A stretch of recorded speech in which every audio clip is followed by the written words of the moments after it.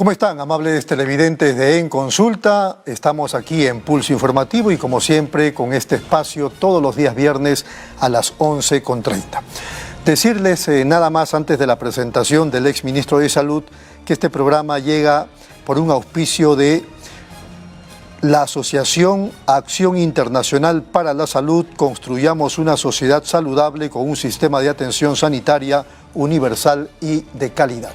Vamos ahora sí con la conducción de este espacio en la persona del exministro de Salud, Víctor Zamora. Doctor Zamora. Buenos días, Rodolfo. Buenos días a todas y todos en este día muy especial. Es nuestro programa número 30 de En Consulta. Se da a un par de días de la celebración del Día Mundial de la Salud a nivel internacional. Pero a nivel nacional se da en un contexto especialmente duro para nuestra patria, ya que en estos instantes la presidenta se encuentra dando su testimonial ante la Fiscalía de la Nación por, entre otras graves acusaciones por enriquecimiento ilícito. Y en el caso de lo sanitario, en medio de todavía una rampante epidemia de dengue, que bueno, está golpeando duramente a varios países de la región, incluido el nuestro, donde hemos ya llegado a una cifra de 115.000 afectados con 130 fallecidos. También hay que resaltar que en esta semana se ha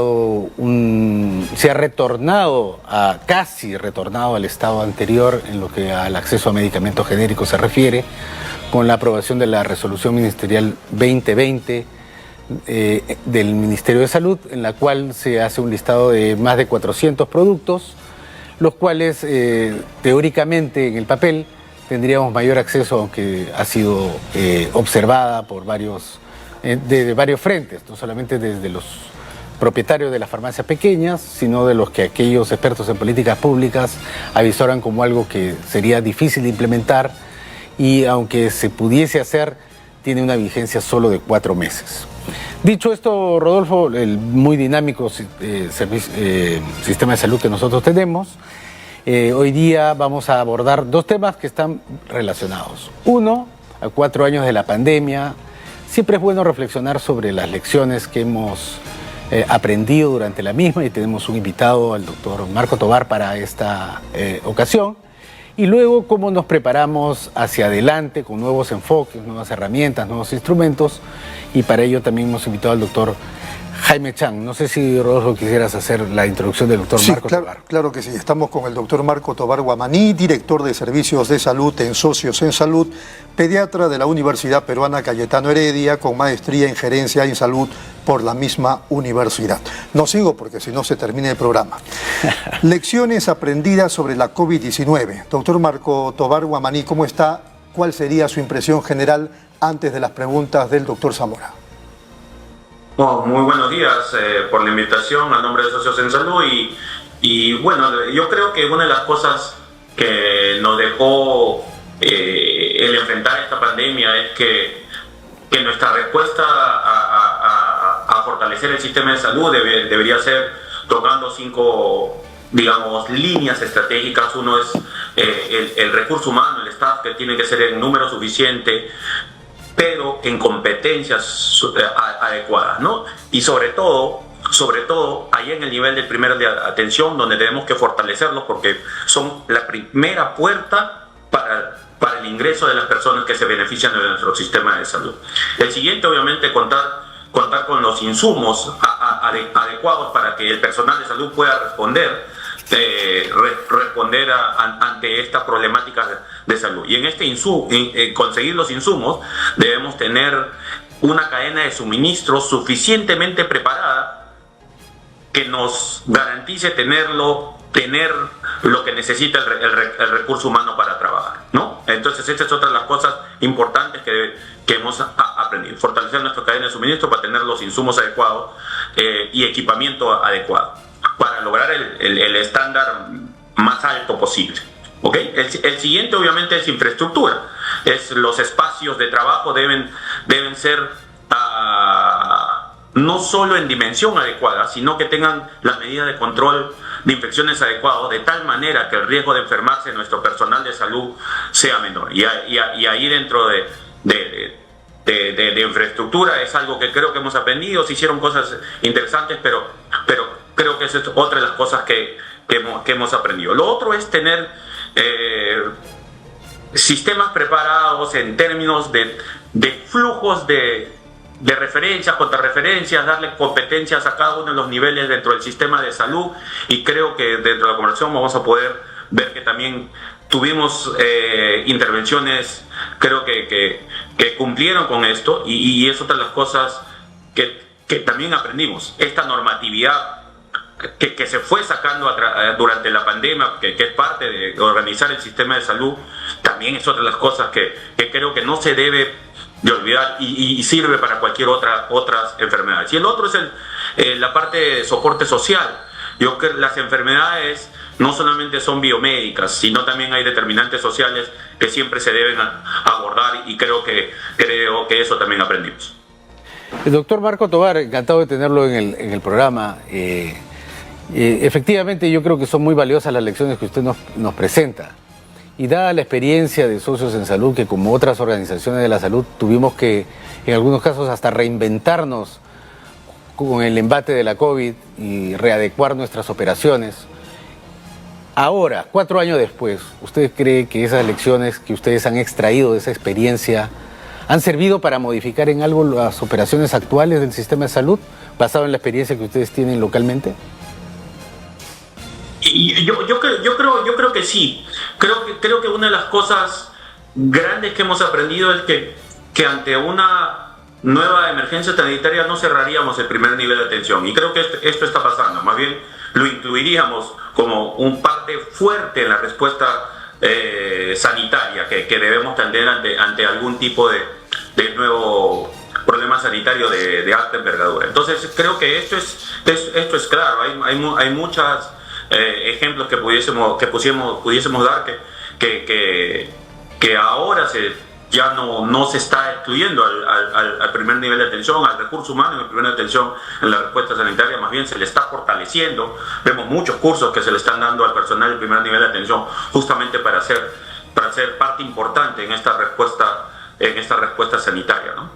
Y los otros elementos que usted mencionó, el soporte logístico, la infraestructura, acaba de mencionar el entrenamiento, entre otros, ¿cómo vamos en ello? Ya que le pregunto por la experiencia de Socios en Salud a nivel local, que trabaja muy directamente con el primer nivel de atención.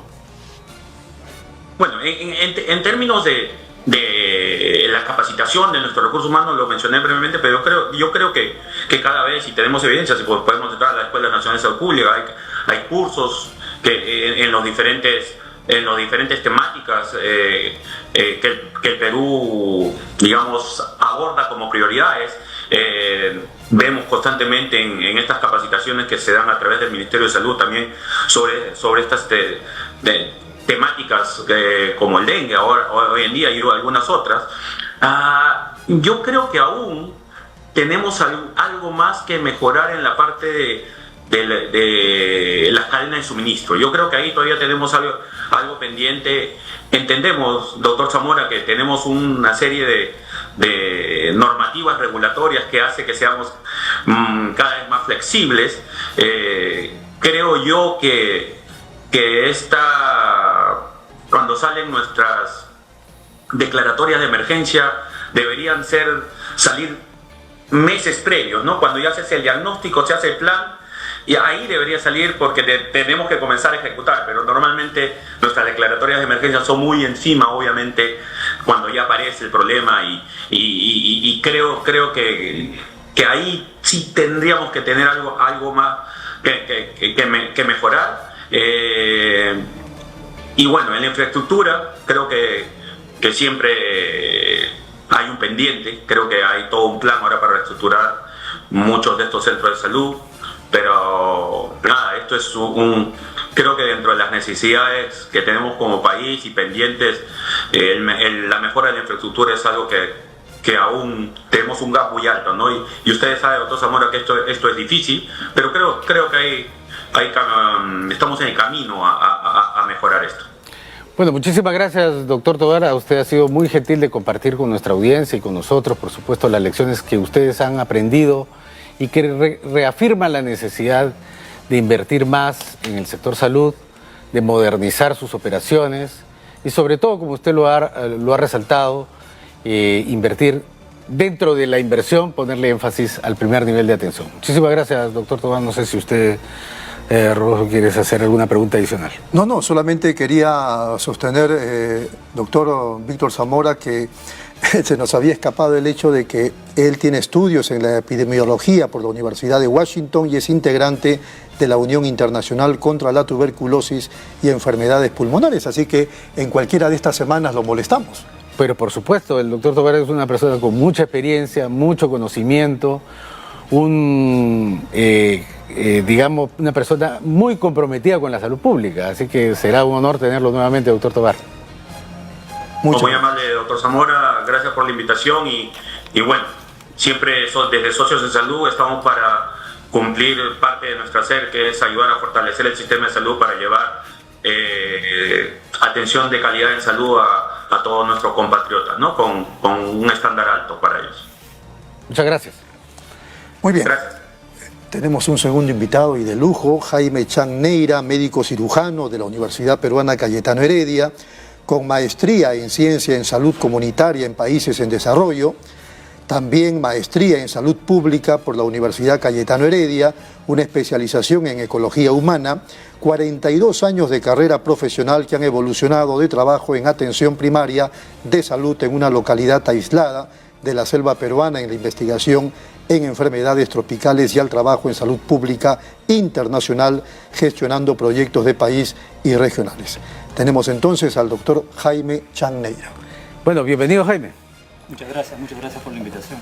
Bueno, Jaime es una persona, es un líder, no solamente nacional, sino internacional, y que es una persona muy generosa en compartir sus conocimientos, es una persona extraordinaria como ser humano, y como profesional es una de las personas, digamos, de élite que tiene el Perú en lo que se refiere específicamente a la prevención, control de enfermedades tropicales, ¿no? Donde él ha adquirido la experiencia, como bien lo ha señalado, desde sus inicios como profesional en la selva peruana, ahora abarcando muchos países, ¿no? Doctor Zamora, me están pidiendo una brevísima pausa para luego irnos. Perfecto. de largo. Regresamos con Regresamos Jaime, en unos instantes.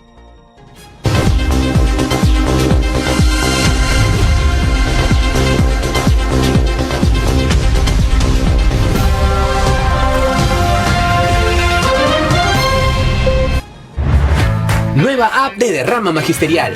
Maestro y maestra, realiza tus consultas y operaciones en la palma de tu mano.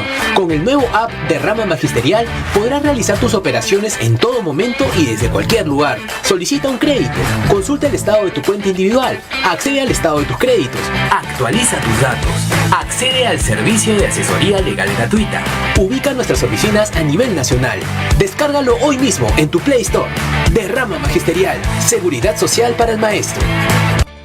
Bienvenidos a mi lugar favorito. Les quiero contar por qué siempre vengo a Plaza Hogar. Aquí encuentras de todo. Y si un mueble me gusta, lo personalizan a mi antojo. Elijo el color, la tela, todo a medida. Y también puedo traer y reparar todos mis muebles. Además, el servicio de despacho funciona perfecto y a un precio accesible. Y por si fuera poco, siempre encuentro estacionamiento. Somos Plaza Hogar.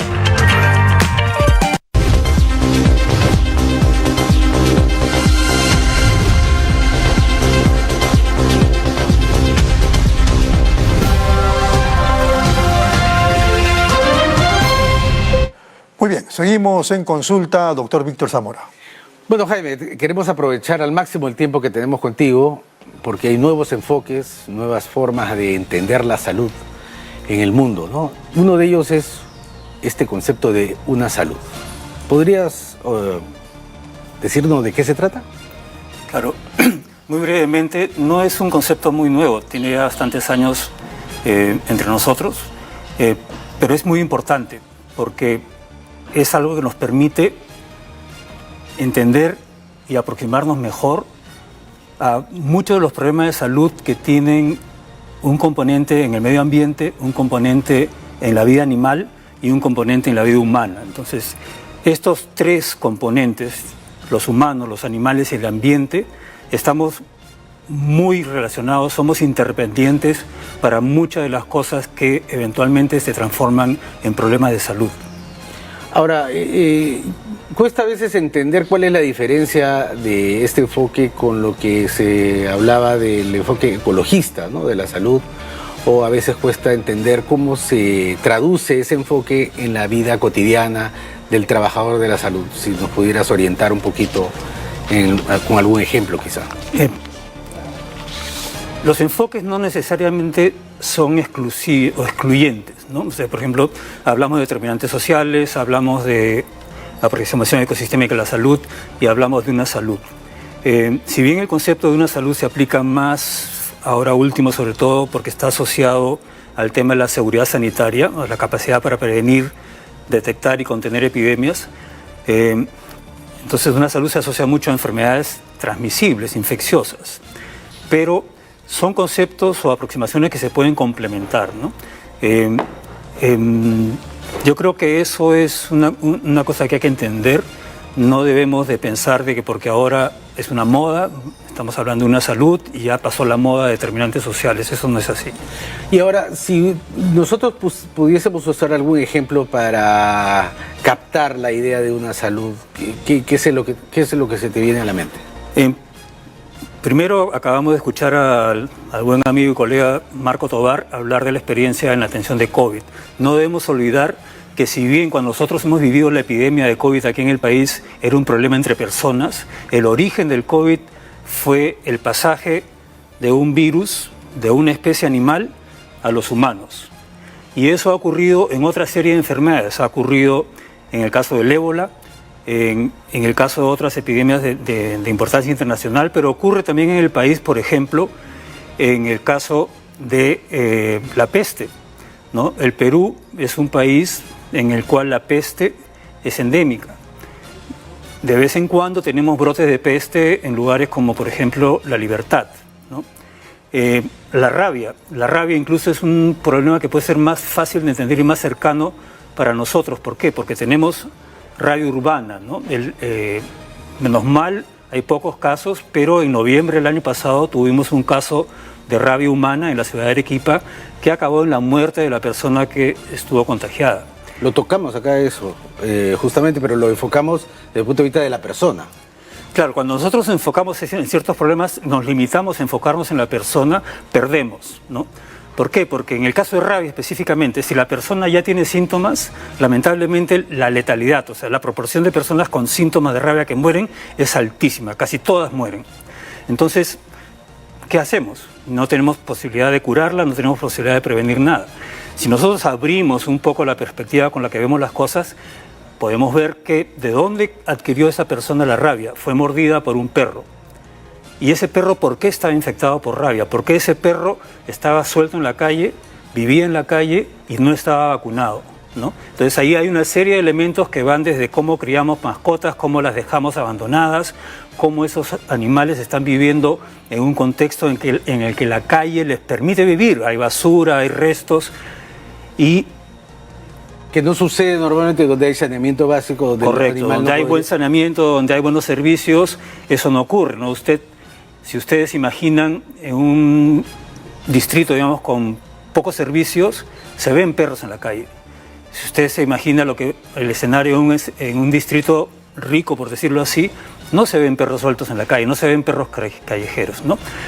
Entonces, ese es un ejemplo, yo creo que es fácil de entender. Entonces, si nosotros vacunamos a las mascotas, si nosotros no dejamos que las mascotas estén abandonadas en la calle, si nosotros no facilitamos que el medio ambiente facilite que esas mascotas sobrevivan o vivan en la calle, tenemos otras dimensiones en las que nos van a permitir, sí, prevenir la rabia y no llegar a escenarios ya cuando vemos solamente al paciente, ¿no? Entonces, el enfoque de una salud nos permitiría involucrar mejor a los gobernantes locales y a otros actores y definir mejor sus responsabilidades con respecto a problemas concretos, como correcto, el de la rabia. Ahora, pero hay otras, ¿no? Por ejemplo, me imagino peste bubónica, ¿no? Que es una enfermedad bíblica y que todavía sigue presente en nuestra sociedad. También se podría usar? Sí, tenemos ejemplos muy buenos. Afortunadamente no ha habido brotes de peste recientes, pero en la década pasada hubo problemas en La Libertad.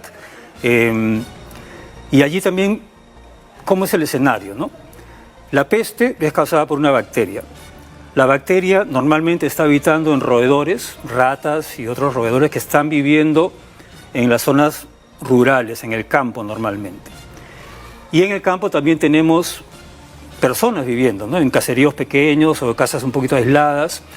Y en el caso de La Libertad, el escenario es cañaverales, ¿no? Plantaciones de caña de azúcar y las viviendas al costado. Menos mal ya se está dejando de hacer, pero la costumbre era quemar el cañaveral antes de la zafra, antes de la cosecha de la caña. ¿Qué pasa si usted tiene una población de roedores viviendo en el cañaveral y usted lo empieza a quemar? No se van a quedar ahí, van a salir corriendo. ¿A dónde van a ir? A donde tengan refugio y a donde tengan comida. ¿Dónde se encuentra refugio y comida? En las casas de las personas que están viviendo cerca a esos cañaverales. Esos roedores llegan a esas casas con la bacteria en el cuerpo. ¿Qué hay en la casa? Personas y generalmente pulgas. La pulga va a picar al roedor que ha llegado a vivir a la casa, que tiene la bacteria que causa la peste, toma la bacteria que causa la peste y después la pulga con la bacteria va a picar a la persona y se la transmite. Y así es como las personas contraen peste en el entorno rural. ¿Qué favorece que estas personas en sus casas sean picadas por pulgas que les pueden transmitir la peste? Los materiales de construcción, la sanidad, que duermen en el suelo, que no tienen, que no recogen las basuras, que se favorece que haya pulgas, o sea, que haya otros insectos también seguramente en la casa. Todos esos factores empiezan a jugar juntos, ¿no? Uh-huh. Ahora, disculpa. Sí, quería abordar un tema agregado al que ya mencionaron, el plástico. Todos los días usamos plástico, no solamente en el Perú, sino en el mundo. Y se está hablando ya del microplástico y nanoplástico, que está en los animales e incluso en el ser humano y ha llegado a la sangre. ¿Qué estamos haciendo en el Perú y en el mundo respecto de eso? Yo creo que en general estamos en una fase casi de descubrimiento y de encontrar las asociaciones que hay entre la ocurrencia, la presencia de los microplásticos y la salud de las personas. Los microplásticos están en todas partes y el problema es que no los vemos, ¿no? Entonces están en el agua, están en la playa, están en la arena, están en el aire y recientemente he leído un artículo en el que reportaban que en las placas de ateromatosas, ¿no? Esas placas que se forman de grasa dentro de las arterias que algunos por la edad tenemos y que de repente ojalá no nos pueden causar un infarto un día de estos.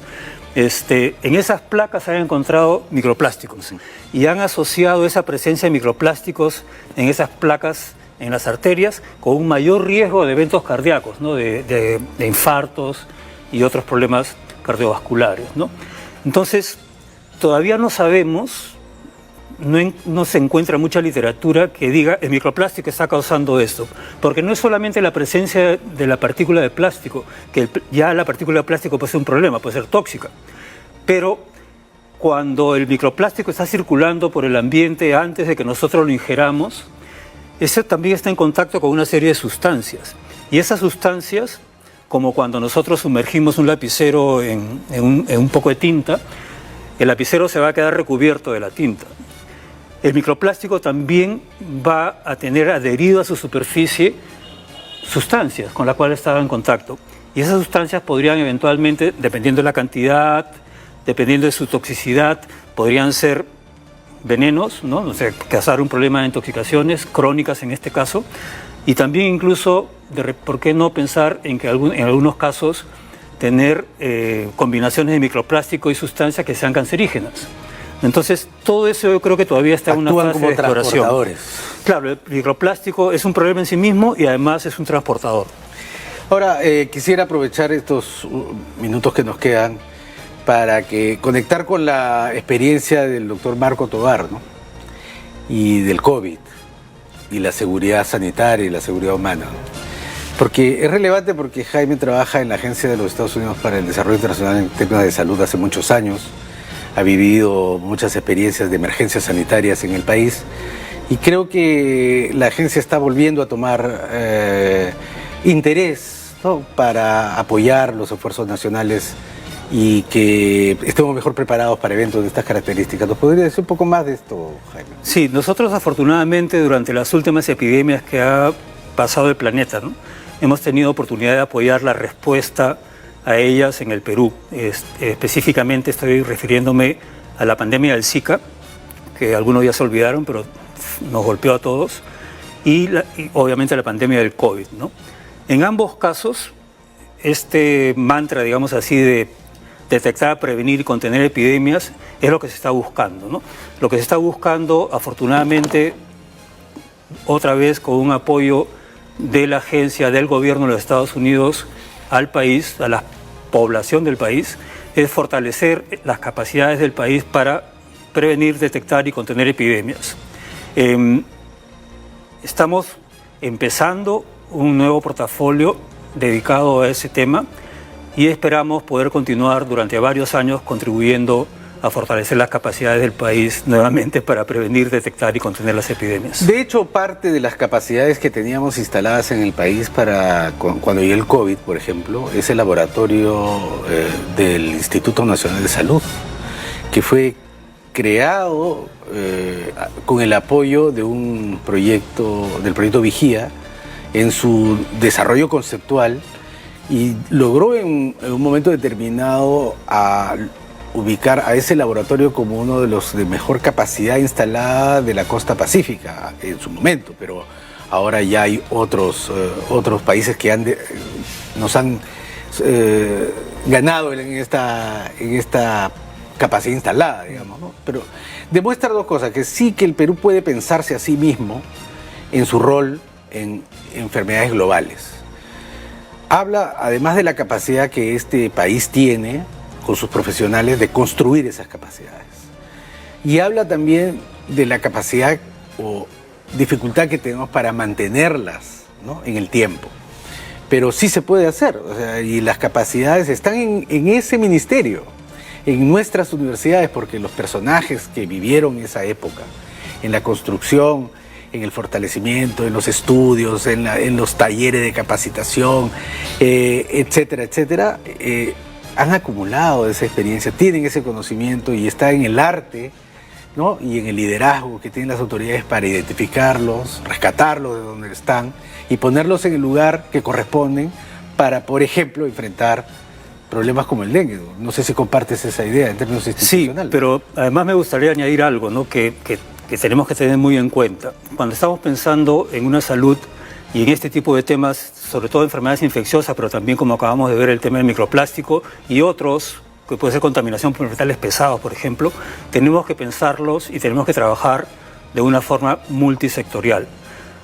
Por ejemplo, hemos estado y seguimos viviendo el brote de influenza aviar altamente patogénica, que empezó a fines del año 2022, y ahí había una experiencia muy positiva. El Ministerio de Salud, el Ministerio de Agricultura y Riego y el Ministerio del Ambiente hicieron la vigilancia de manera conjunta. Lo que uno encuentra en la página web del Centro Nacional para la Epidemiología, Prevención y Control de Enfermedades del Perú es una página en la cual se reporta la ocurrencia de influenza aviar de manera conjunta. Otra experiencia muy positiva fue el año pasado, ocurrió un proceso muy bien estructurado que demoró 9 meses, que contó con el apoyo de la cooperación internacional, con participación de la academia y de todos los sectores involucrados, nuevamente salud, agricultura, ambiente, producción, porque ahí tenemos lo que es la producción pesquera, en la priorización de las enfermedades zoonóticas en el Perú. O sea, cuáles iban a ser aquellas enfermedades que transmiten de animales a personas que el Perú iba a priorizar para atenderlas, ¿no? Eso se hizo el año pasado también con una participación, como digo, multisectorial. Entonces, ese es un elemento, una forma de trabajar que tenemos que continuar cultivando y tenemos que fortalecer. Bueno, ya para terminar, simplemente una reflexión, ¿no? O sea, mientras el país vive lo que está viviendo en términos políticos, hay gente, hay profesionales, ¿no?, de la salud pública que día a día se esfuerzan por hacer las cosas mejor, por estar mejor preparados frente a los problemas globales, para ejercer la profesión lo mejor posible en las condiciones en las que trabajamos, para brindarle algo de protección a nuestros compatriotas, ¿no? Y algunos ejemplos que ha señalado Jaime, la experiencia del doctor Tovar, son alentadoras en ese sentido, ¿no? De que no es que somos un país paria, abandonado, sino que tenemos muchas capacidades y hay un arte y hay un liderazgo que hay que ejercer para sacar lo mejor de nuestros hermanos y nuestros compatriotas. Así es. Doctor Jaime Chang, ha sido muy amable. Muchas gracias por su Muchas gracias por la invitación y un placer. Nos vamos, Víctor. Nos vamos. Muchas gracias. Gracias. Hasta el lunes. Hasta la próxima semana.